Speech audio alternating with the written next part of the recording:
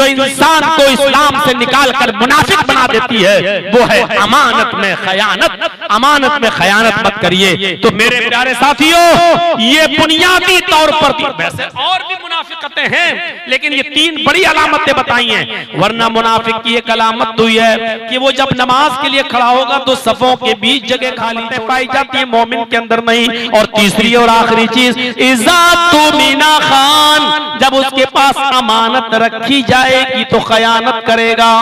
अमानत में खयानत बहुत बुरी चीज है। किसी के पास हमने 2 लाख रुपए रखे, रख लीजिए, 1 महीने के बाद मैं आऊंगा तो मुझे दे देना, या आप रख लीजिए मेरे घर में खर्च हो जाएंगे। 1 महीने बाद मेरी बेटी की शादी, आप मुझे दे दीजिए। 1 महीने के बाद वो आया और आपने कह दिया कौन सा पैसा, कैसा पैसा, किस गवाह के सामने दिया। मेरे भाइयों, अमानतों का ख्याल रखा करो। अल्लाह के नबी सल्लल्लाहु अलैहि वसल्लम की जब जान के दुश्मन बन गए लोग और प्लानिंग बना ली कि आज मोहम्मद रसूलुल्लाह को रात में कत्ल कर दिया जाएगा और सारे के सारे लोग मिलकर हमला कर देंगे, अल्लाह ताला ने नबी अकरम को आगाह कर दिया। आपने हजरत अली से कहा, आए अली, मुझे अल्लाह ने हिजरत का हुक्म दे दिया है, मैं तो निकल जाऊंगा, तो मेरी चादर ओढ़कर सो जाना और लोगों की जो अमानतें मेरे घर में रखी हुई हैं उनके मालिकों तक उनकी अमानतें पहुंचा कर कल तुम भी आ जाना, मैं फला जगह तुम्हारा इंतजार करूंगा। मेरे भाइयों, काफिरों ने आपको मारने का प्लान बना लिया। काफिर समझ रहे हैं कि घर में मोहम्मद रसूलुल्लाह सो रहे हैं, लेकिन मोहम्मद रसूलुल्लाह तो निकल चुके थे। हजरत अली को सुला दिया। हजरत अली नबी अकरम की चादर ओढ़ के सो रहे थे। जान का कितना खतरा था। क्यों?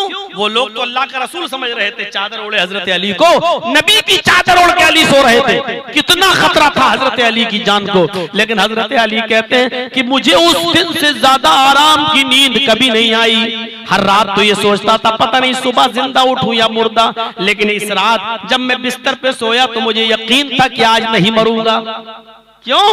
पूछा लोगों ने, क्यों? कहा अल्लाह के नबी ने कहा था, आए अली, कल लोगों की अमानतें उनके हवाले करके मेरे पास चले आना, फला फला जगह पर तुमसे मेरी मुलाकात होगी। जब नबी ने ये कह दिया था कि लोगों की अमानतें दे देना और फिर कल चले आना, फला जगह पर मेरी मुलाकात होगी, तो मुलाकात से पहले मेरी मौत कैसे आ सकती है? उसी रात तो मैं इत्मीनान से सोया, जो सबसे ज्यादा डेंजर और खतरे की रात है, उसी रात सबसे ज्यादा आराम से सोए।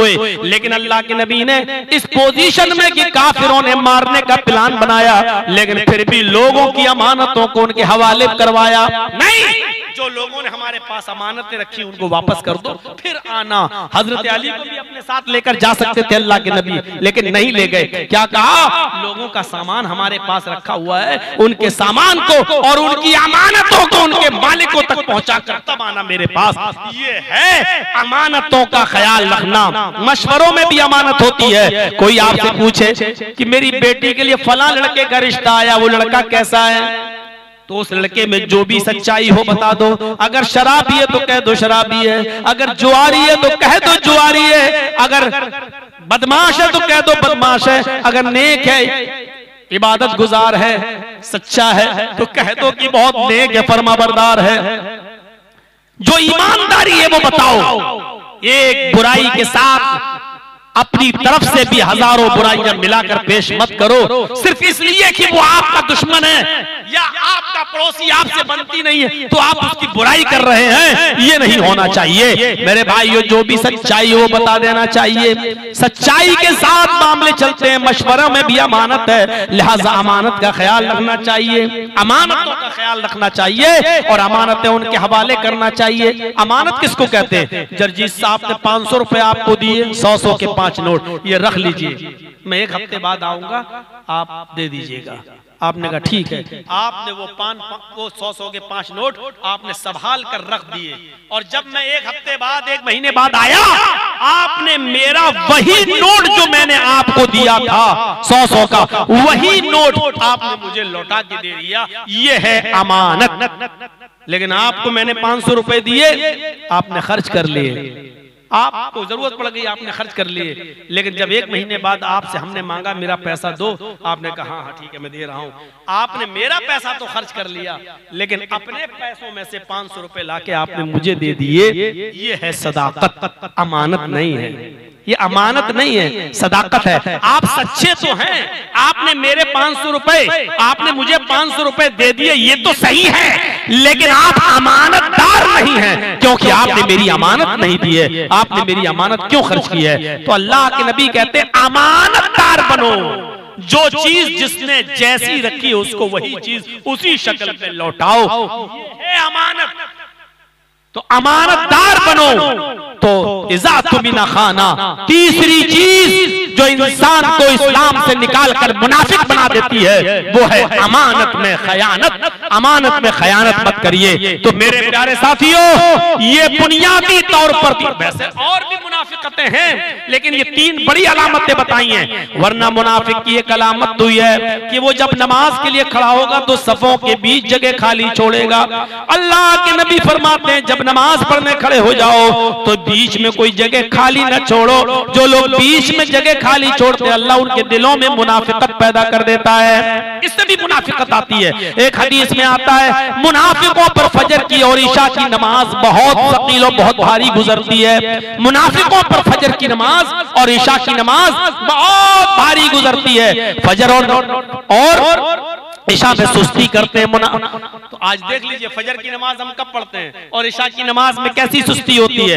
ये नमाज पढ़ते हैं लेकिन सुस्ती, नमाज पढ़ते हैं लेकिन टाइम पे टाइम, नमाज पढ़ते हैं लेकिन टाल बटोल कर, नमाज पढ़ते हैं लेकिन फजर की नमाज जोहर सूरज निकलने के बाद, ईशा की नमाज जब मन चाहा तब तो नहीं।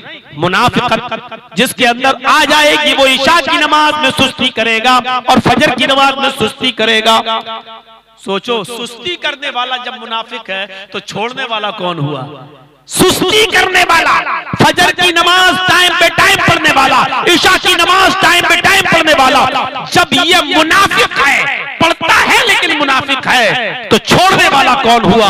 जरा तसव्वुर कर रहे हैं? आज मेरी पूरी 1.25 घंटे की तकरीर का लब्बे लुबाब ये है कि हम ये सोचें अपने गरीबानों में बटन खोलकर झांक कर कि हम मुसलमान हैं या नहीं है। कहीं ऐसा तो नहीं कि कुरान की आयत, बहुत से लोग ऐसे होंगे जो कहेंगे हम मोमिन हैं, अल्लाह पर, रसूल पर, क़यामत पर, जन्नत पर, जहन्नम पर, फरिश्तों पर ईमान रखते हैं, लेकिन वो मोमिन नहीं होंगे। कहीं इस लिस्ट में हम तो नहीं हैं। अल्लाह ताला हमें और आपको पक्का सच्चा मोमिन बनाए। अल्लाह मुनाफिकत हमारे दिलों से निकाल दे और मुनाफिकत से हमें बचाए, झूठ से हमें नजात अता फरमाए, सच बोलने की हमें तौफीक अता फरमाए, वादा पूरा करने की हमें तौफीक अता फरमाए, अमानतों का पासो लिहाज रखने की हमें तौफीक अता फरमाए। इन्हीं चंद अल्फाज के बाद में अपनी बात को खत्म करते हुए लास्ट में आपसे गुजारिश करते हुए इस उम्मीद के साथ कि आपने सबके हाथ में ताबुन किया, मौलाना शमीम साहब के हाथ में दिया, बदरुद्दुजा साहब के हाथ में भी दिया, अब मैं अपनी भी मोहब्बत देखना चाहता हूं जो 28 साल से आपके दिलों में अभी तक बरकरार है कि इतना साल गुजर जाने के बाद आप हर साल जर्जीस साहब ही को पसंद करते हैं और इलाके में लाते हैं और मेरी परमिशन के बाद और इजाजत के बाद ही आप जलसा यहाँ मुनक्किद करते हैं। इस मोहब्बत का सबूत जरा अमली शक्ल में देखना चाहता हूँ कि इस मदरसे के लिए आप मेरे हाथ में क्या देना चाहते हैं। देखें आज आपकी मोहब्बत का इम्तिहान लेता हूँ कि मेरे हाथ पे भी आप इस मदरसे का ताबुन फरमा दें। अल्लाह तबारक व तआला आपको इसका अजर अजीम अता फरमाएगा। अल्लाह रब्बुल आलमीन जब तक हमें जिंदा रखे, इस्लाम पे जिंदा रखे और जब हमारा खात्मा हो तो ईमान पर हमारा खात्मा फरमाए। वमा अलैना इल्लल बलागुल मुबीन व आखिरु दावाना अनिल हम्दुलिल्लाहि रब्बिल आलमीन।